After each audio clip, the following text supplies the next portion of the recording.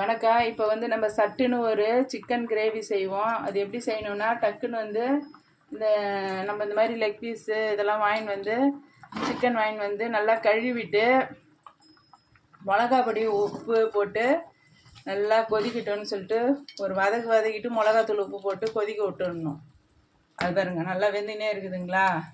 இந்தாண்ட பக்கம் என்ன பண்ணணும், ஒரு வானலில் வச்சு அதில் வெங்காயம், தக்காளி, இஞ்சி, பூண்டு எல்லாத்தையும் வச்சு பெருஞ்சீரகம், கிராம்பு, பட்டை அதெல்லாத்தையும் வச்சு அரைச்சிட்டு இப்போ இதை வந்து இதில் ஊற்ற வேண்டியது தான்.